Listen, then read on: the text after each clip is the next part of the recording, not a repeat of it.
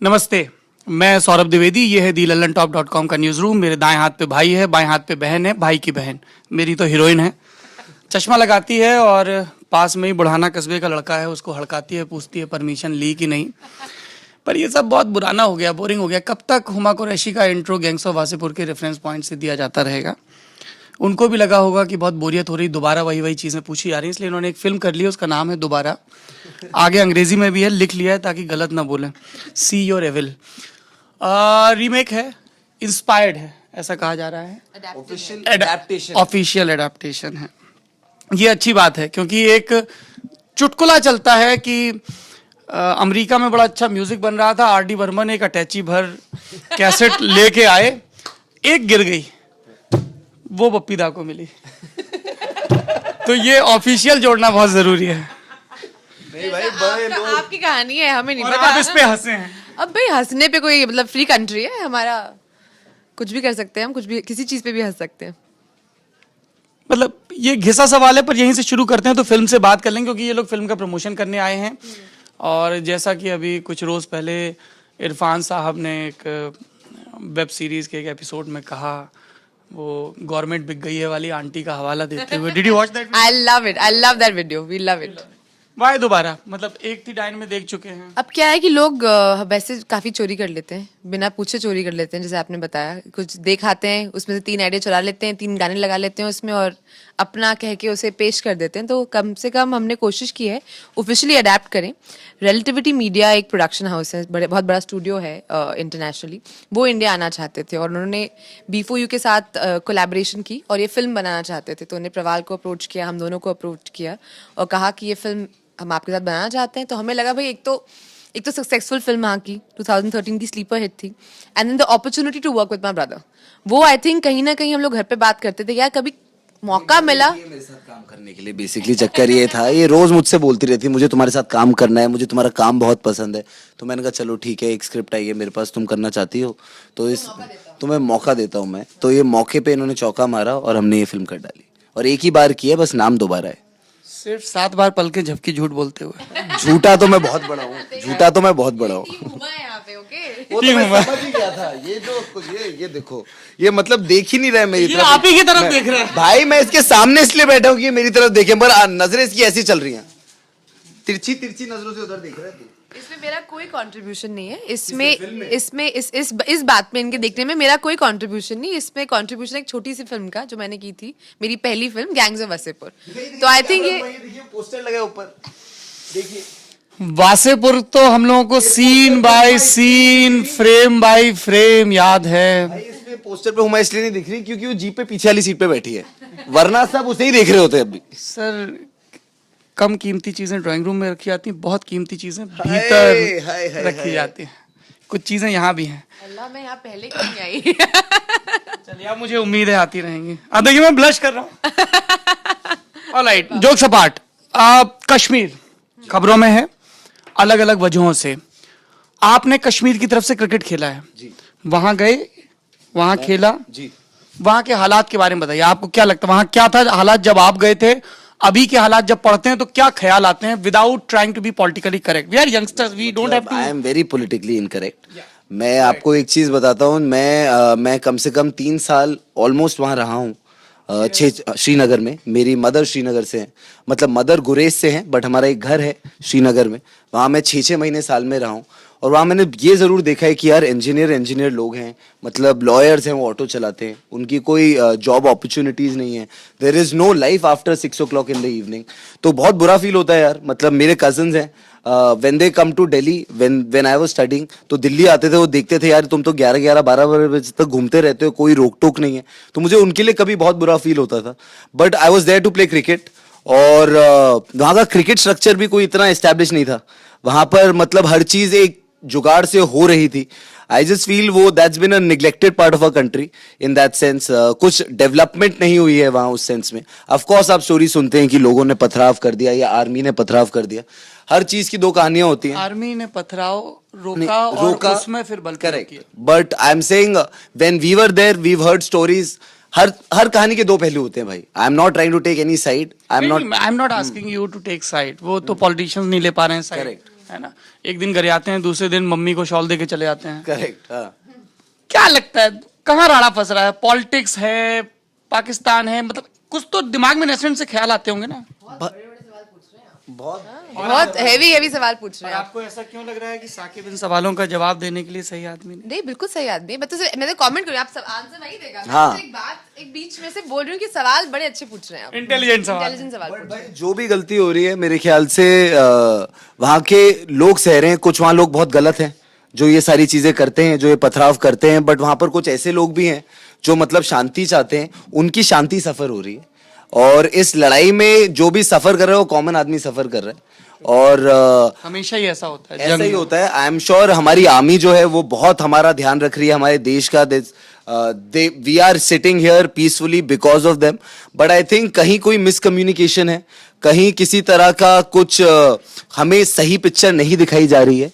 तो I think लोग बहुत सफर कर रहे हैं यार, लोगों के लिए सोचना चाहिए rather than everything becomes very political. हर चीज एक इंडिया पाकिस्तान पे आके फंस जाती है। अरे वहां जो लोग रहते हैं उनके बारे में तो सोचो यार, वो अपने आप में डिसाइड नहीं कर पाते वो किस तरफ हैं, क्या करें, कहाँ जिए, कहाँ मरे। अम्मी कश्मीर से हैं जी। कितनी कश्मीरियत है आपकी परवरिश में, जबान के लेवल पे, खान पान के लेवल पे, पहनावा ओढ़ावा, संस्कार, रेफरेंस पॉइंट? देखिए, कश्मीर जो है बहुत इमोशनल जगह है हमारे लिए। ननिहाल है हमारा। नाना नानी, खाला खालू, भाई बहन सब वहीं अभी भी रहते हैं।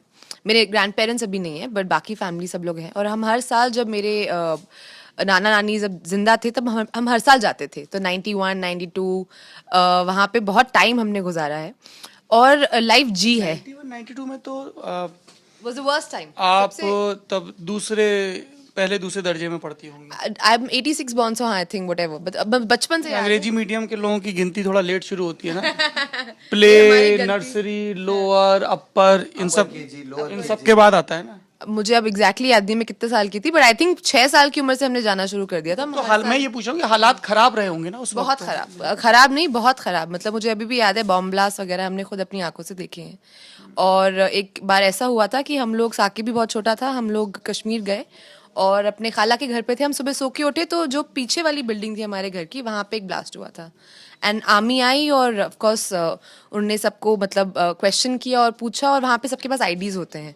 एंड क्योंकि हम दिल्ली से थे और हमने तो ऐसा कभी कुछ देखा नहीं, क्योंकि यहाँ पे एकदम जो सिक्योरिटी होती है और जो सेफ्टी होती है एक कैपिटल सिटी में रहने की, और यहाँ के बच्चे जो पब्लिक स्कूल जाते हैं, जिनके रेगुलर दोस्त होते हैं, उनके लिए मतलब एक ऑलमोस्ट ऐसा था कोई फिल्म में आप जैसे कि हूँ। एंड ऑफ कोर्स जब उनको पता चला आर्मी वालों को कि हम दिल्ली से हैं, तो वो एकदम हमसे मोहब्बत से जो मिले, क्योंकि वो भी बहुत कुछ उनमें से दिल्ली से थे और या बम्बई से थे, एक तो कन्याकुमारी से थे, मुझे अभी भी याद है। एंड मेरे तब जैसे 2 चोटी होती थी, तो दे वर प्लेइंग विथ माई चोटी कि अरे तुम तो कहाँ से हो, और तुमको हम मस्ती कर रहे थे। And then but of course वहाँ के जो लोग हैं उनके मन में अलग ही दहशत रहती है। मैं कितने सारे लोगों को जानती हूँ जो मेरे कजिन्स हैं, जो कभी शायद कश्मीर से बाहर नहीं गए हैं। बहुत सारे लोग हैं जो जिनकी फैमिलीज अफोर्ड कर पाती हैं, तो उनके बच्चे अब्रॉड चले जाते हैं या बैंगलोर वगैरह चले जाते हैं पढ़ाई के लिए। पर ऐसे बहुत सारे लोग हैं, यंग लोग खास करके, जो पूरी जनरेशन्स हैं जो कश्मीर से कभी बाहर नहीं आए हैं। And I feel very emotional about Kashmir, क्योंकि मेरा ननिहाल है। जैसे कि मैंने कहा, हर इंसान अपने ननिहाल को लेके बहुत ज़्यादा इमोशनल होता है। And I just hope and I pray कि गवर्नमेंट जो है वो अब कुछ ना कुछ इसका एक रेजोल्यूशन कर ले, क्योंकि it's not right for the common people. मतलब हमारी आर्मी बहुत अच्छा काम कर रही है हमारे देश की सुरक्षा का, बट आई फील किसी भी सिविलियन पॉपुलेशन को इतने लंबे वक्फे के लिए should not be staying under military rule. I don't think it's healthy for them, for their psychological health, for their mental well-being, या for the development of that state. आपको डर नहीं लगता कि कुछ लोग कहते हैं कि मुल्क में ऐसा माहौल है कि इस तरह की बातें करने पे हैशटैग चलने लगते हैं, आप इस तरह की बातें कर रहे हैं? भी नहीं, मैं हिंदुस्तानी हूँ और मेरा संविधान मुझे ये हक देता है कि मैं अपने ओपिनियन को क्लियरली बोलूँ, और मैं कोई गलत बात नहीं बोल रही हूँ। I am always a proud Indian. I am proud of what my country is. हाँ, I am proud of what my country has done for me. I am an educated Muslim girl जो आज फिल्मों में काम कर रही है। मुझे इतना प्यार मिलता है, इतना सब कुछ मिलता है, इसे मेरी कंट्री की वजह से है। बट इसका मतलब ये नहीं ना कि हम एज सिटीजन अपने कंट्री को ना बोलें कि भाई ये चीज़ें हैं, इनको हमको सॉल्व करना चाहिए। ये एक जिम्मेदारी है मेरी एज ए सिटीजन, और हमारे देश के प्रति भी जिम्मेदारी है कि हम ये सवाल पूछते रहें हुक्मरानों से। एब्सोल्युटली। चूंकि बातचीत में जिक्र आ गया कि मुस्लिम शब्द का, आजकल मुस्लिम भी मैं बहुत आपको एक खबरों में किस्सा- है। मैं आपको एक किस्सा सुनाना चाहती हूँ एक्चुअली। ये मतलब मीडिया का है। अभी कुछ दिन पहले ये लोग यहाँ बैठे हुए, हमारा एक इंटरव्यू चल रहा था। मैं यूके से वापस आई और मैं एक फिल्म की है मैंने, वाइसरॉयज हाउस, जो कि पार्टीशन के ऊपर लव स्टोरी है। हॉलीवुड फिल्म है बट पार्टीशन लव स्टोरी के ऊपर है। तो एक जर्नलिस्ट कम्युनिटी की एक मेंबर थी वहाँ पे, और वो आई थिंक कुछ हेडलाइन चाहती थी या कुछ कंट्रोवर्सी चाहती थी। तो उन्होंने मुझसे पूछा, अच्छा ये बताइए आपकी पाकिस्तान आर्टिस्ट को गवर्नमेंट ने बैन कर दिया है। तो मैंने कहा भाई मैं तो अभी अभी वापस विदेश से आई हूँ, क्या बैन कर दिया गया है? तो मुझे पता नहीं है। कहते नहीं, गवर्नमेंट ने बैन नहीं किया है बट हाँ गवर्नमेंट ने बैन कर दिया। मैंने कहा मुझे तो नहीं पता। Then she turn the question to saying कि गवर्नमेंट ने बैन नहीं किया, मुस्लिम्स को बैन कर दिया। मैंने कहा अरे what are you saying, muslims को बैन कर दिया? She did not even understand the issue and she was asking me questions. So I felt really bad and I told her, darling, मत करो ऐसे। मतलब and she was very young also. मतलब she's not, at least आपके सवाल जो है, we are having a healthy discussion, we are talking about something. She was just trying to create a controversy. तो मुझे उसे बोलना पड़ा कि यार I'm glad you brought this topic. मैं हमेशा से सेलिब्रिटीज, फिल्म सेलिब्रिटीज, जिनसे बात करते वक्त पत्रकारों की दिलचस्पी इसमें होती है कि आपने 2 बजे किसके साथ पार्टी की, आपका किसके साथ अफेयर। मुझे ये कतई समझ में नहीं आया कि एक जर्नलिस्ट को इससे क्या लेना देना है कि साकिब किसके साथ सो रहे हैं। It's none of my business, ठीक है ना। आप आदमी के साथ सो रहे हैं, औरत के साथ, घोड़े के साथ, चूहे के साथ, अकेले सो रहे हैं, 10 लोगों के साथ सो रहे हैं, मुझे क्या लेना। आप क्या फिल्म कर रहे हैं, आप पब्लिकली क्या स्टेटमेंट दे रहे हैं, वहां तक तो मेरा कंसर्न है। तो आप चूंकि जिक्र इसका भी आ गया है, I'll get back to। देखिए, मैं एक चीज और बोलना चाहती हूँ, मैं इतनी इंटेलिजेंट नहीं हूँ। एक्टर्स के पास सब चीजों के जवाब नहीं होते। मुझे बहुत लोग पूछते हैं I don't believe in this stereotype कि हमारे नहीं, बट अब क्या होता है ना, हमारे बजट के बारे में बताइए। अरे भाई नहीं पता मुझे, नहीं, I'm not- नहीं है मुझे इतनी नॉलेज, इतना ही हूँ मैं, इतनी मैं आपसे ये जीके वाले सवाल जवाब नहीं कर रहा हूं, मैं आपसे ये पूछ रहा हूं। एक जैसे आपने ये आदत बताई कि जर्नलिस्टों की आदत होती है कि कैसे भी बस हेडलाइन मिल जाए कैची सी, और क्या क्या आते हैं। चाहते हैं ऐसे जर्नलिस्ट। मैं ये कह रहा हूं कि और जर्नलिस्टों की क्या क्या आते हैं आपको इरिटेटिंग लगती हैं। कि आप बिकिनी कब पहनेंगी फिल्म में, ऐसे सवाल पूछे गए मुझसे, रिकॉर्ड पे हैं सारे। या आपका अफेयर किसके साथ चल रहा है, या कुछ भी जो भी उनके दिल पत्रकार को उससे क्या लेना देना। मतलब अब आप मतलब मैं क्या बोलूं। मतलब मैं तो ऐसे माइक मुझे बोल देते तो मुझे I have to keep my dignity and give a good answer and smile, क्योंकि आप you can't even lose your temper at it. You know how it is, आपको पता है कैसे होते हैं ये सिचुएशंस। मैं टीवी देखता नहीं हूँ ज़्यादा। अच्छा सच में मैं टीवी नहीं देखता। आई वॉच सिटकॉम, मतलब हमारे घर में टीवी है पर उस पर हम लोग नेटफ्लिक्स, अमेजॉन या कोई और फिल्म देखनी हो वो देख लेते हैं। ये सब देखने का वक्त नहीं मिलता है। खबरें नहीं देखते हैं सर, खबरें टीवी पे नहीं देखता हूँ। टीवी पे बहुत तसल्ली बख्श ढंग से खबरें नहीं आती हैं। I prefer reading. We were talking about Muslims are in news. Let's talk about the film. I'll get back to film. Just one this. I think we should talk about the film. We will. Any stereotype you have faced या आपको face नहीं करना पड़ा क्योंकि आप so called अपर strata, upper middle class में हैं, नीचे के लेवल पे लोगों को ज्यादा इस तरीके के प्रेजुडिस फेस करने पड़ते हैं। Yeah. You face I faced it like I faced it in school and I think कुछ बच्चे थे जो, मतलब मैं जब स्कूल में था तो वो एक, जब हम भी छोटे होते हैं हमें भी इतनी नॉलेज नहीं होती, तो एक चिढ़ बना दी थी सबकी कि अरे ये तो मुल्ला है, अरे ये तो मुल्ला है।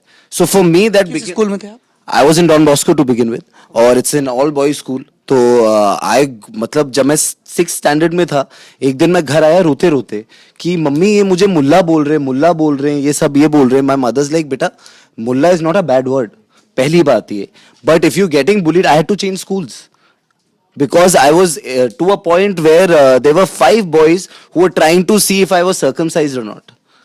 So it got to that level.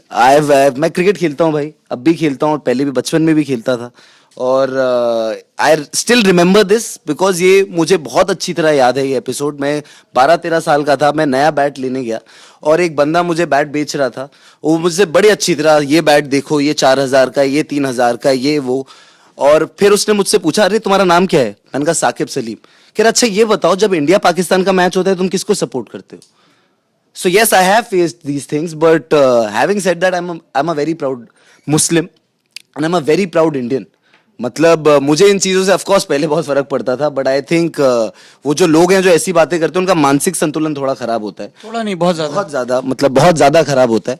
But I think अब भी ये बहुत चल रहा है। अब भी मैं ये सारी हिंदू मुसलमान ये बहुत सारी चीजें चलती रहती हैं, बट आई थिंक यार अगर हम एक चीज में बिलीव कर लें कि मैं एक बंदे से इसलिए अच्छी बात कर रहा हूँ क्योंकि वो बंदा अच्छा है, नॉट बिकॉज वो हिंदू है या मुसलमान है। इंडस्ट्री में कभी इस तरह कोई दिक्कत? भाई इंडस्ट्री में तो मतलब आज तक टचवुड किसी ने ऐसा बिहेव नहीं किया है, एंड आई होप कभी ना करे, because industry is far more secular to be very honest. Industry काफी हद तक सेक्युलर है।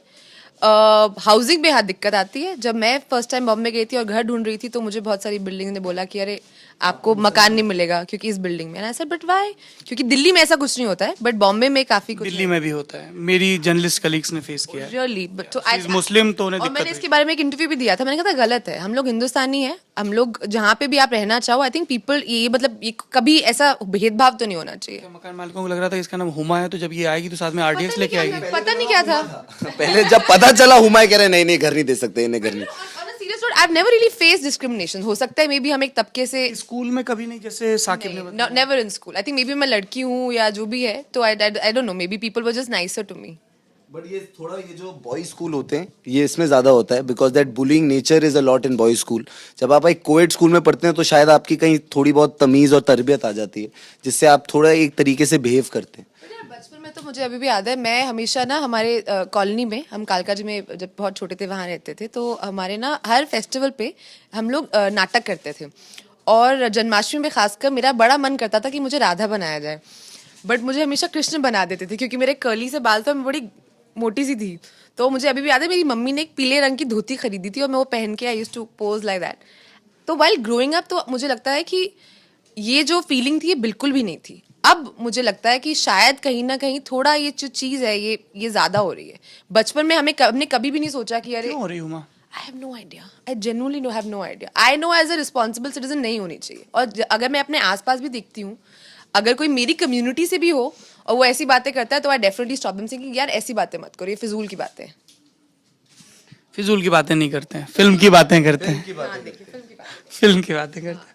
दोबारा सी यो एविल जो 2 जून 2017 को क्या बोलते हैं आपके नजदीकी सिनेमाघरों में रिलीज हो रही है। और दूर वाले में भी हो रही है, हर जगह हो रही है, तो हर जगह हो रही है। मिस हो जाए तो दूर वाले में देख लेना। अभी आपको स्क्रीन काउंट तो नहीं पता होगा? नहीं अभी तो I don't have any idea, my team here would be able to answer that. मैं कर रही हूँ भाई, बता दो। कितनी स्क्रीन्स में रिलीज कर रहे हो? फरीदा, कितने स्क्रीन काउंट हैं?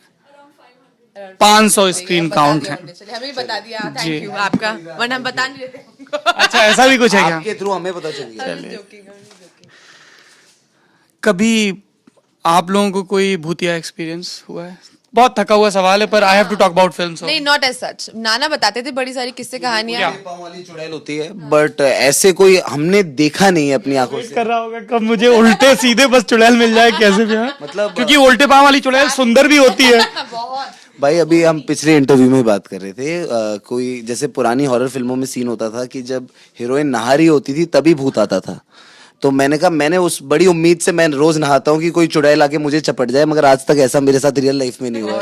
आपका कोई बाथरूम सीन भी नहीं है जिसमें आप नहा रहे हैं और नहीं, चुड़ैल? ऐसा कुछ नहीं है। मैंने बड़ी कोशिश की आपने प्रवाल को कन्विंस नहीं किया? बता दो ये चुड़ैल मुझे, बट प्रवाल माना नहीं, कह रहे नहीं हम थोड़ी कूल हॉरर फिल्म बना रहे हैं।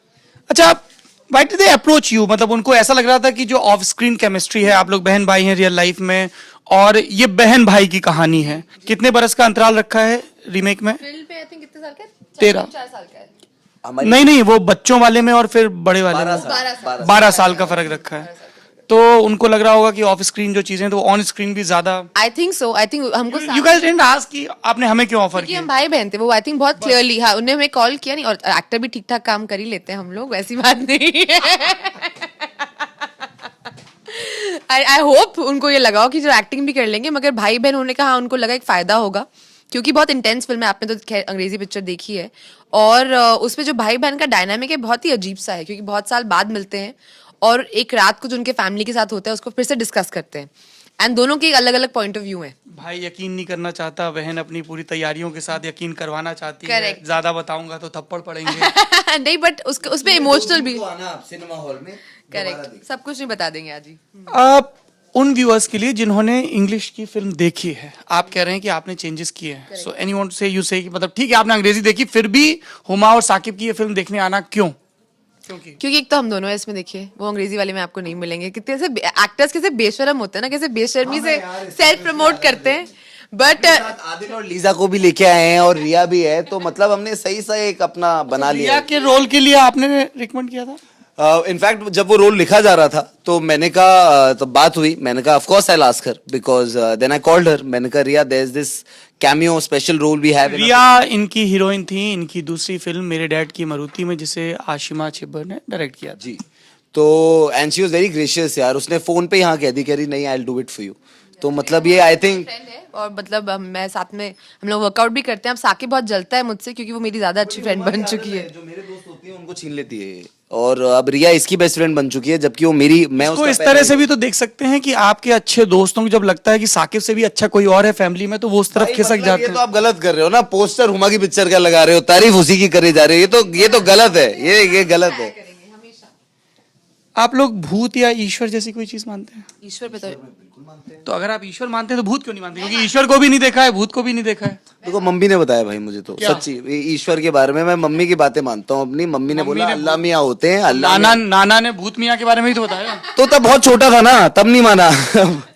नहीं, आई एग्री। मैं मानती हूँ कि अगर ऊपर वाला है तो मतलब कोई अपोजिंग फोर्स तो होती है, और मैं इतने इवल किस्म के लोगों से मिल चुकी हूँ तो मुझे लगता है उनके अंदर इवल कहीं से तो आता होगा, कुछ तो एक उसकी सोर्स होगी, एक बिग इवल सोर्स। आजकल आपकी इंडस्ट्री में हीरोइन के स्टोरी इम्प्रोवाइजेशन के बहुत चर्चे हैं। मैं कंगना, शैलेंद्र, अपूर्व असरानी और हंसल मेहता का जिक्र कर रहा हूँ। आपने कभी कोई इन्वॉल्वमेंट दिखाई स्क्रिप्ट के लेवल पे कि सर इसको ऐसे कर सकते हैं, ऐसे बोल सकते हैं ये चीज़? क्योंकि एज यू सेड कि चूंकि आप लोग रियल लाइफ में भाई बहन हैं, इसलिए भी कास्ट करने का एक रीज़न था, तो कोई आपने एडिशन करवाया हो स्क्रिप्ट में? इस सवाल का जवाब मैं दो भाग में दूंगी। सबसे पहला कि I will not comment on anything on the Which is totally fine. हाँ, आपको वापस बॉम्बे जाना है, हमें यहीं रहना है। नहीं, बॉम्बे जाने की बात ही नहीं। अगर मेरा कुछ मतलब उसमें कुछ पता भी नहीं हो, पता अगर भी सारे नहीं है, तो स्टेक मैं होल्डर्स क्यों? की कहानी तो टिप्पणी। हाँ एग्जैक्टली, तो टिप्पणी नहीं करनी चाहिए। समझदार हुमा। जी, thank you very much, mummy ने अच्छे सिखाया है। और दूसरी बात ये कि आई थिंक एक्ट्रेस हो या एक्टर हो, I think film making creative process होता है और डेमोक्रेटिक प्रोसेस होता है। अकेले कोई भी फिल्म नहीं बना सकता है। Are you saying filmmaking is a democratic process? I always believe there's a example of your favorite film. Your favorite film, जिसका Anurag is known for his improvisation. You are bringing the wrong example. No, but I'm saying a lot of Sriram Raghavan, a director, another director I've worked with, is also known for his improvisation. I think, of course, एक इंसान का vision होता है, director का vision होता है, of course, एक writer की लिखी स्क्रिप्ट होती है, बट जैसे जैसे लोग उसके साथ जुड़ते जाते हैं, वो फिल्म बदलती रहती है। फिल्म कोई एक स्टैटिक, कोई मिठाई का डब्बा नहीं है कि वो वैसे की वैसी रहेगी। मतलब इट्स ऑलमोस्ट लाइक आप कोई पकवान पका रहे हो, तो हर बंदा अपना नमक मिर्च मसाला कुछ ना कुछ डालता रहेगा, उससे ही डिश बनती है। So in that sense yes, film is a bit of a democratic process. एक एक्टर जब आता है सेट पे, उसको लाइनें दी जाती हैं, बाज़ दफ़ा लाइनें ऐसी होती हैं कि अगर आप उनको वैसे ही पढ़ दें तो ना तो उसका कुछ अर्थ निकलेगा, ना उससे कुछ इमोशन बनेगा। बहुत दफ़े आप लाइनें चेंज करते हो, बहुत दफ़े आप इम्प्रोवाइज करते हो। So this is a creative process. आपकी इतनी मीठी जबान है, कभी ऐसा ख्याल नहीं आया कि मैं भी कुछ लिख ही दूं? साकिब? नहीं, हुमा लिखती है in fact, Huma used to write earlier, अब तो इसने लिखना बंद कर दिया है। पहले पढ़ती भी बहुत थी, लिखती भी बहुत थी, और ये घुमा के ये कह रहे हैं कि अब ये पढ़ती लिखती नहीं है।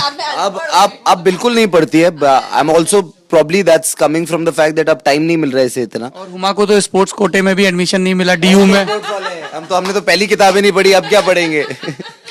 Uma was always, she was the head girl of school, she was the debater in school, तो काफी पढ़ी लिखी है मेरी बहन। देख के भी ऐसे फील। अब मगर अब अनपढ़ हो चुकी हूँ, अब कुछ पढ़ाई लिखाई नहीं क्या करती। पढ़ती हैं आप, क्या लिखती हैं? नहीं, मैं ऐसे सिर्फ अपने लिए लिखती हूँ, मेरा ऐसे कोई कभी कुछ लिखने ये का तो दिल- बहुत ही No, I'm very- ये जो जैसे फोन या किसी चीज के इस्तेमाल के FAQs होते हैं ना, तो बिल्कुल तयशुदा जवाब होते हैं कि इसको On a serious note, मतलब मैं बहुत क्या shy लिखती हूँ। थी? शायरी लिखती थी, प्रोज लिखती थी? I write in English। मैं मतलब पता नहीं क्यों, जबकि ऐसा कुछ मेरे कोई ननिहाल ददिहाल से कोई अंग्रेज नहीं था, बट मैं क्योंकि अंग्रेजी मीडियम स्कूल के पढ़े लिखे हैं तो मैं अंग्रेजी में ज्यादा एक्सप्रेस कर पाती हूँ, तो मैं इंग्लिश में लिखती थी। और मैंने एक बार बचपन में, याद है, साकिब के लिए एक बुक भी लिखी थी, साकिब के एक बर्थडे पे, जो उसने कभी नहीं पूरी पढ़ी। किताब लिख दी? हाँ, वो काफी 10 पन्ने की किताब थी भाई, छोटी किताब थी, शॉर्ट स्टोरी थी। मतलब अब कुछ भी मत बोलो यार, कौन सी किताब लिख दी तुम? क्या था किताब? अब मुझे अब याद नहीं है, बचपन में लिखी थी। I used to write a lot of short stories and poems and everything, but I'm a very bad writer, very average writer. I'm a shy writer. I write only for myself. वो सिर्फ मेरे लिए होता है। ये dictionary में नया word ही ले आई, शायर writer. Writer But I am a shy writer. इसमें क्या अच्छा, ये स्वैग है, न्यू एज स्वैग, मॉडेस्टी का नया वो है। नहीं नहीं मैं मॉडेस्टी मेरी बहन के सबसे 2 बड़े ट्रेट। पापा क्यों पीछे पड़े थे एमबीए? बस बिना एमबीए के भी तो सलीम संभाल सकते थे। भाई अब उनने सोचा कि नई पीढ़ी आ रही है जो घर की, वो थोड़ी पढ़ लिख के आए और समझे बिजनेस को, और उनको शायद ये लगता था कि मैं बिना पढ़े बिल्कुल काबिल नहीं हूँगा इस फैमिली बिजनेस को संभालने के लिए, तो उन्होंने कहा कि तुम एमबीए में भी स्पोर्ट्स कोटा होता है क्या? भाई अगर होता तो मुझे ज़रूर मिल जाता बट मैंने पहले ही डिसाइड कर लिया था कि मैं एमबीए नहीं करूँगा। ये मेरा एक तरीका था मेरे फादर से to buy some time, because आप जब दिल्ली में रहते हो ना यार, तो अगर आप कुछ करना भी चाहते हो which is outside of Delhi, और आप कभी शायद खुल के अपने पेरेंट्स को बता नहीं पाते हो, तो आप हल्का हल्का टाइम लेते रहते हो उनसे जब तक आप खुद कुछ मैनेज ना कर लो। So I think I was buying time from him. मैंने कहा मैं 1 साल के लिए बॉम्बे जाता हूँ। पापा ने कहा तुम हीरो बनोगे? मैंने कहा नहीं पापा पागल हो, मैं हीरो कैसे बन सकता हूँ? And within that year as luck would have it, मुझे मेरी आप जैसे हीरो लोग जो यहाँ पे आते हैं वो ऐसे पार्लर वार्लर जाते हैं, कोई बाल छिलवा रहा है, कोई कुछ कुछ करवा रहा है। आप सारी बाल हैं दाढ़ी के, क्या छिलवाऊंगा मैं? आपको देख के लग नहीं रहा कि आपने पार्लर में बहुत टाइम खर्च किया? ये कॉम्प्लीमेंट है भाई देवे। भाई I am taking it as a compliment. मेरी टीम जो है वो खुश नहीं होगी इस स्टेटमेंट वहाँ से। इंची टेप नाप के आईब्रो के भी बाल नोच लेते हैं कि इतनी ही नुकीली दिखनी। लड़कों को आईब्रोज नहीं करवानी चाहिए। I am against. दाढ़ियाँ भी बनवाते हैं ना जो यहाँ से ऐसे स्टाइल से होती है, मेरी आती ही 4 बाल हैं, इसमें क्या स्टाइल करवाऊंगा भाई? लड़कों की तरह दिखना चाहिए। ये क्या मतलब है? कोई फुल मैनिक्योर वैनिक्योर लड़के समझ नहीं आते। और क्या क्या नहीं करवाना चाहिए लड़कों को, ये इंडस्ट्री वालों को भी? नहीं नेचुरल के आई थिंक लड़कों को लड़कों की तरह होना चाहिए। थोड़े Eyebrow नहीं करवाना आईब्रोज लड़कों को नहीं करानी चाहिए, और लड़कों को थोड़ा आई थिंक शायरी करनी चाहिए मेरे हिसाब से। आई थिंक पोएट्स थोड़े पोएटिक टाइप हो लड़के। शायर शायर शायर और पेंटर। नहीं शायर नो आई बी शायर, he can just be a शायर। तब तो आपको 1.5 इश्किया करके काफी मजा आया होगा। बहुत मजा आया था। थोड़ा डर भी लगा था क्योंकि हर जेर जबर नुक्ता एकदम करेक्ट लगना चाहिए, वरना बहुत पिटाई लगती है। और उसमें नसीर सर भी थे, तो मुझे उनसे बड़ा डर लगता था कि अभी कुछ गलत बोला, but he was very sweet, very आपका स्वीट। तलफ्फुज़ तो बहुत दुरुस्त है। ठीक ठाक है, इतना इतना बुरा नहीं है। Again modesty. नहीं मैं तुतलाती हूँ कभी कभी किसी को पता नहीं है ये ये भी अदा है। अदा है। अब अदा मैं तो पूछ पता रहा नहीं, हाँ? हूँ पूछ रहा हूँ, ये तो बहुत नाज के साथ बता रही है ना। तुतलाना आधा होता। आपके माध्यम से ऐसे मैं रिवील कर रही हूँ कि भाई मैं तोतली हूँ, कभी कभी तुतला लेती हूँ। देखिए वाईआरएफ को लोग बड़ा ड्रीम डेब्यू बोलते हैं, है ना? तो वरुण आपके दोस्त थे, कैसे हुआ ये डेब्यू? किसने भेजा ऑडिशन के लिए? इंटरनेट पे 1000 कहानियां हैं, हमने सोचा क्या बोलते हैं अंग्रेजी में, फ्रॉम हॉर्सेस माउथ। भाई ऐसा है, हम मुंबई आए शहर आशिकी के चक्कर में, हमें हीरो नहीं बनना था। हमारी एक लड़की से रिलेशनशिप में थे, उन्होंने एक दिन बम्बई बुलाया, हम पहुंच गए। 3 महीने बाद उन्होंने हमसे नाता तोड़ लिया, तो हमने कहा अब घर वापस। इतने ही साफ अंदाज में और इतनी ही मोहब्बत के साथ तोड़ा था, नहीं भाई, मतलब थोड़ा शी तो dumped me. Go into the drama, हाँ? Let's cut to the chase. Hindi में जवाब देता हूँ, थोड़ा भारी लगेगा बट ठीक है। यस शी डम्प्ड मी, और 3 महीने बाद you? या भाई she dumped me, she fail in love with somebody else, which is all right, which is all right. And तो फिर मैंने सोचा अब क्या करूंगा, अब घर चला जाऊंगा तो बहुत, मतलब पापा वैसे ही मुझे इतना कोसते हैं कि बेटा तू नालायक है, और 3 महीने में वापस चला जाऊंगा तो बोलेंगे बेटा तू तो किसी काम का नहीं है। तो मेरे एक दोस्त हैं, डिजाइनर हैं दिल्ली के, वरुण बहल करके, and he is a very dear friend of mine. तो उनकी दोस्त थी शानू शर्मा, जो वायरएफ की कास्टिंग डायरेक्टर डायरेक्टर, वो अभी भी ऐसे बड़े बड़े वो पहनती है। हाँ जी वही बड़े से कान में झुमके और वो नथनी वगैरह। तो उन्होंने मुझे बोला जाके उनसे मिलो, तो मैं गया उनसे मिलने, और मुझे पहली मीटिंग में उन्होंने ऐसे पूछ लिया सवाल कि तुम्हें एक्टर बनना है क्या? मैंने कहा पता नहीं। तो उन्होंने सीधे सीधे मेरे मुंह पे बोल दिया, अच्छा get out of the room. मेरे पास 1000 लोग आते हैं रोज जिनको एक्टर बनना होता है, और तुम आए हो बड़े हीरो बन के कि मुझे पता नहीं। और तब मुझे एग्जैक्टली पता भी था शानू शर्मा कितनी बड़ी कास्टिंग डायरेक्टर है। तो जब मैंने आके अपने बाहर दोस्तों से पूछा ये शानू शर्मा कौन है, तो उन्होंने मुझे समझाया पूरा। फिर 1 महीने बस सॉरी के मैसेजेस गए शानू को, अच्छा सॉरी, एक ऑडिशन ले लो, ये कर लो, वो कर लो। Then over a period of 6-8 months she auditioned me, and एक दिन बड़े कैजुअली उनका फोन आया मुझे कि अच्छा सुनो वो यशराज वाले तुम्हारे साथ पिक्चरें करना चाहते हैं, तो आ जाओ कॉन्ट्रैक्ट साइन कर लो। एंड शी सेड, ये जो लोग नहीं समझ पा रहे हैं और जिन लोगों को लल्लन टॉप के खालिस पॉलिटिकल रेफरेंस की आदत है, आपके पास शानू शर्मा का फोन आए, ये वैसा ही है कि आपको नरेंद्र भाई या अमित शाह फोन करें और कहें मान्यवर आपको अगले रोज अपने राज्य के मुख्यमंत्री की शपथ लेनी है। ये लगभग वैसा ही है। रणवीर का भी एक बड़ा चर्चित इंटरव्यू जिसमें उन्होंने, शानू को जरूर दिखाऊंगी। This is for you. अच्छा ये अगले स्क्रीनिंग के लिए है। ये तो दिखाना पड़ेगा, she will be very happy. हाँ, तो उसने रणवीर को भी ऐसे ही किया, आदि स्टॉप चोपड़ा, तो उनके वो आपस में जोक्स चलते थे और वो अपनी डेट छोड़ के भागा। Shanu mafia, I love her, but she's full mafia. Godfather incarnate. को स्टार्स लीजा, आदिल, रिया, कैसा रहा उनका काम? रिया के साथ तो आप दोबारा काम कर रहे थे। जी, रिया के साथ दोबारा मैं काम कर रहा था। तो और आदिल सर का मैं बहुत बड़ा फैन हूँ, उनके काम का बहुत बड़ा फैन हूँ। बट फिल्म में मेरे बोलना पड़ता है क्या हर को स्टार के लिए? नहीं भाई, मैं बिल्कुल नहीं बोलता, मैं बिल्कुल झूठ नहीं बोलता हूँ, मैं जेन्युइनली उनका बहुत बड़ा फैन हूँ। चाहे उनकी क्यों? आप हमें भी बता दीजिए, हम भी हो जाएं। I thought he was fantastic in Queen यार। मैं उनकी we have our own reasons, maybe you can tell us something. उनकी मुक्ति भवन में उन्होंने इतना अच्छा काम किया जिसके लिए उनको नेशनल अवार्ड का वो रिकग्निशन मिला है। So I think he is a very good actor. But देखिए मुक्ति बहुत कमाल की फिल्म है। Talk about Adil sir also, sorry I am just interrupting because मैं उनका काम ना उनके थिएटर दिन से दिख रही हूँ।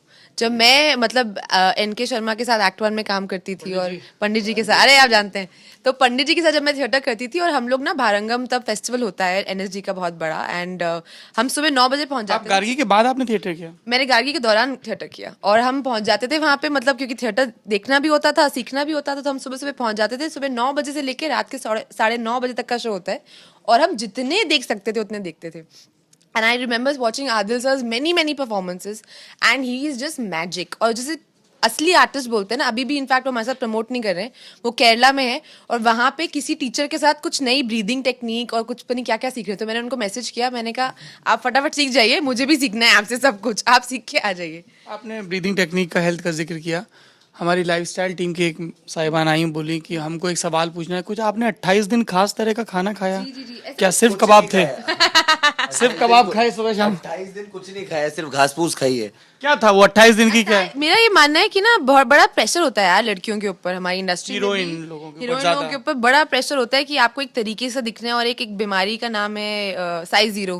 पर ये क्यों है? मतलब हम सब की मम्मियां, हमारे घर की औरतें, हमारे बाप दादाओं के जमाने की एक्ट्रेसेस, उनके ऊपर तो ये ऐसा नहीं था and we were fine with it. क्योंकि आजकल लोगों को क्लोथ्स के हैंगर चाहिए होते हैं, हीरोइन नहीं चाहिए होती है। मतलब नीचे एक बड़ी नामी मैगजीन के लिए एक मॉडल साहिबा आई, नीचे बैठी हुई थी और भगवान कसम इतनी पतली टांगे कि उनकी दोनों टांगे मिला दें तो कहो तुम्हारी कलाई बने।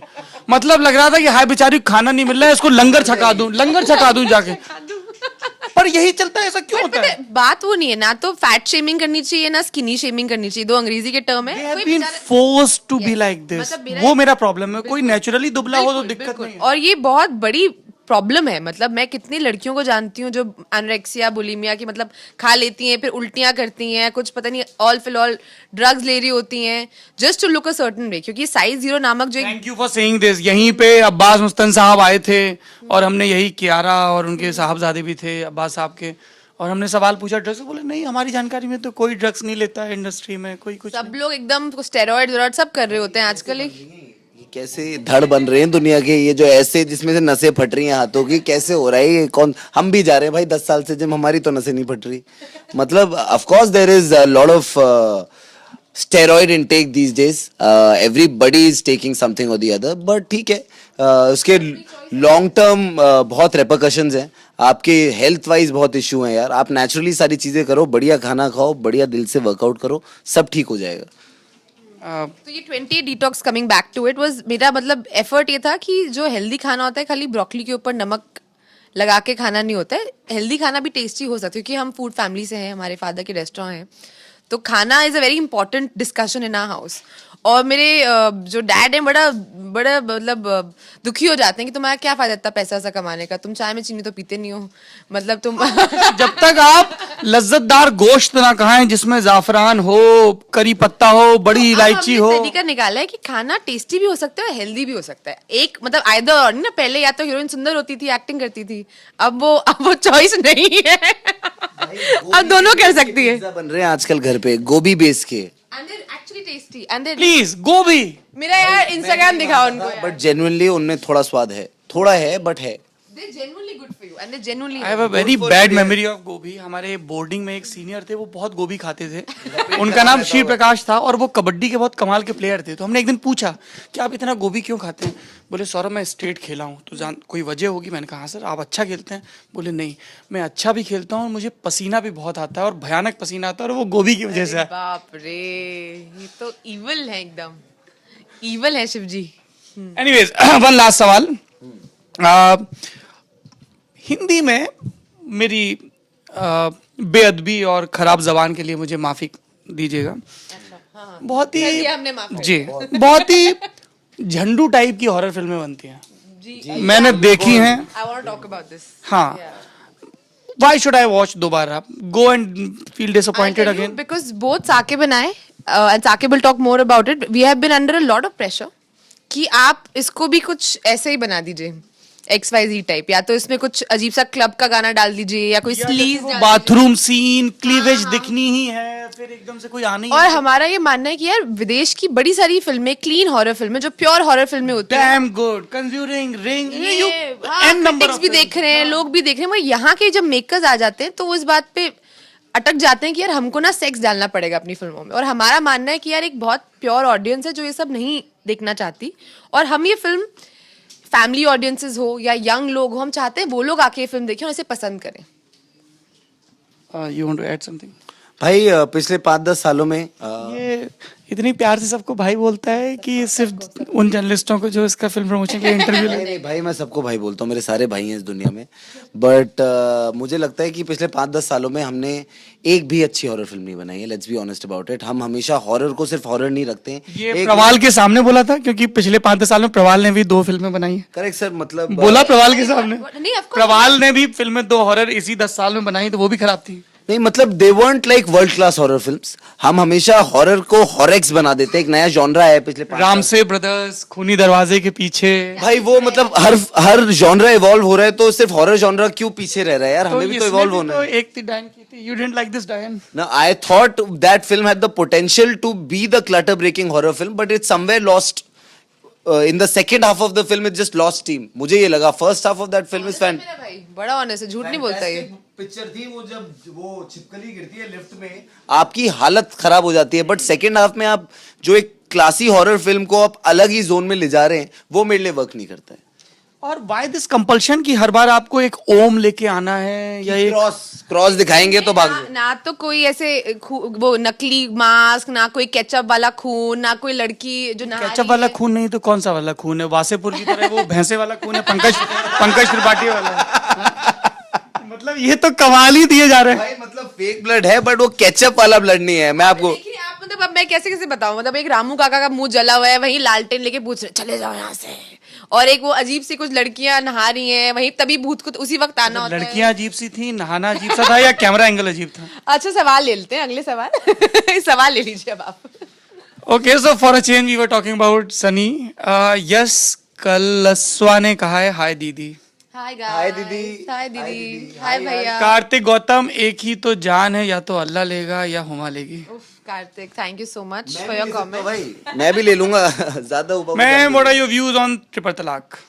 अरे बाप रे, ये तो बहुत कॉम्प्लिकेटेड और बहुत ही रेजिंग डिबेट है इस वक्त इस देश का, और मेरा मानना ये है कि जरूर रिफॉर्म की जरूरत है, बट अगर रिफॉर्म कम्युनिटीज के अंदर से आए तो आई थिंक वो लॉन्ग लास्टिंग होगा। And I think the muslim community has to look within and change and protect its women.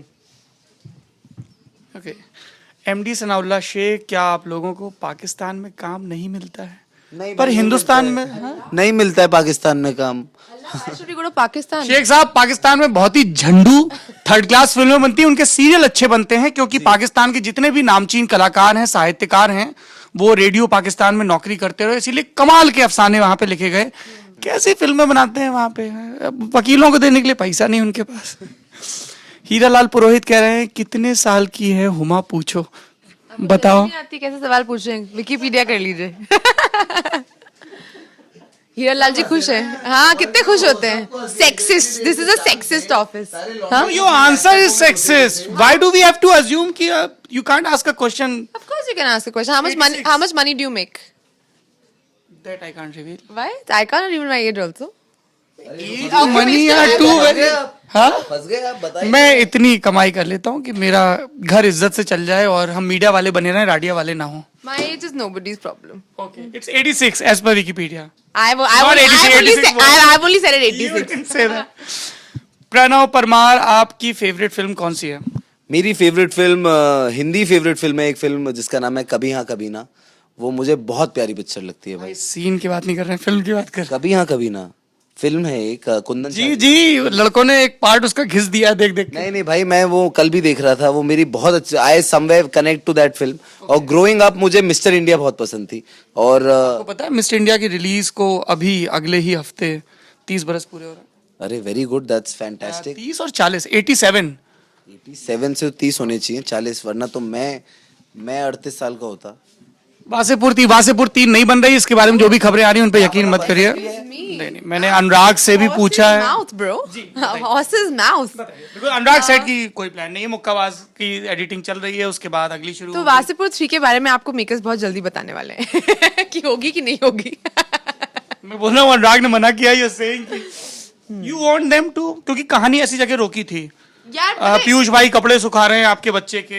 I am little scared, क्योंकि अच्छी फिल्मों को, क्लासिक्स को थोड़ा कुछ आगे थोड़ी नहीं बढ़ाना, छूना हाँ थोड़ा केयरफुली करना चाहिए, but if given a chance I would love to do Wasseypur 3। तका सवाल है प्रशांत सागर का, जो मुझे बाद में कर आएंगे भी। My question is from Huma ma'am, if you have to describe your journey in one line, then what is that one line? One line or one word? One word is amazing. पर film income, it has been amazing ना। पर film income के लिए आप अपने किसी income tax के रिश्तेदार से संपर्क कर लीजिए। Prakhar Varshney, who is your idol? Huma. ऐसा कोई फिल्म वाला आइडल कुछ नहीं है, but my mother, I think for both of us has been a huge inspiration in our life. Very strong woman. पहले तो हुमा आप बहुत ब्यूटीफुल हो। कुशल शर्मा। अच्छा, पहले और दूसरे इतना ही है। हाँ, I'm a big fan of your brother also. Thank you. Especially his acting in Hava Bhai. I That wish. was a good film. Thank you भाई, thank you. अमोल भाई काम भी बहुत कायदे से करते हैं। I wish to ask, कोई आपसे मिलना चाहे या एक गिफ्ट भेजना चाहे तो कैसे? आप ललन टॉप के दफ्तर भेज दीजिए। और ललन टॉप, एड्रेस क्या है? एड्रेस बताइए। ललन टॉप का एड्रेस है FC8 फिल्म सिटी नोएडा। आप यहाँ पे भेज दीजिए, हम लोग हुमा को भिजवा देंगे, भिजवा देंगे ना? पक्का, पिंकी प्रॉमिस। चलिए, पिंकी प्रॉमिस। जी, लास्ट सवाल बताइए, फटाफट बोलिए। लाइव शर्टलेस है यार, ये बहुत थकी हुई टीवी टाइप की चीजें होती हैं कि हुमा डांस करें, ये फैंस वो बोल रहे हैं आप शर्ट उतारिए। शर्ट भैया, मतलब कुछ चीजें ऐसी होती हैं जो कभी उतारनी नहीं चाहिए जब तक पैसे ना मिले। I think Saqib will take over, everybody takes off their shirt in this office. सारे उतारेंगे तो चलो मैं रेडी हूँ, आ जाओ सारे, आ जाओ। Thank you so much for that अश्लील ऑफर। अरे आप तो खोलो। सर मैं तो सर कहीं भी नंगा हो सकता देखिए, आप कहीं भी बिल्कुल हो सकते हैं। ब्रेक हो जाएगा इससे। क्या साकिब की बॉडी देख के या ऋषभ की बॉडी? आप सबकी। सबके हिस्से का गोश्त और पनीर और शर्ट उतारे। शैलेश जी से शुरुआत करिए।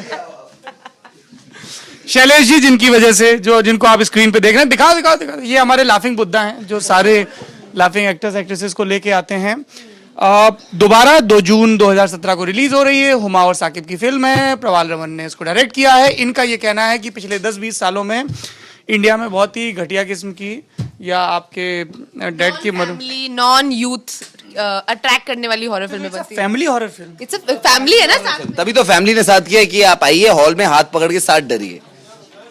एक और शख्सियत के साथ thelalantop.com के न्यूज रूम से फिर हाजिर होंगे आपके बीच। मेरा नाम सौरभ द्विवेदी, कैमरे के पीछे अमितेश कुमार। शुक्रिया। फेसबुक पे देख रहे हैं तो पेज लाइक करिए, यूट्यूब पे देख रहे हैं तो लाइक करिए और घंटा भी दबाइए, ताकि हमारी चिट्ठी बेरोक टोक आप तक पहुंचती रहे। बिना फंबल के वीडियो हो गया। Thank you very much, bye bye.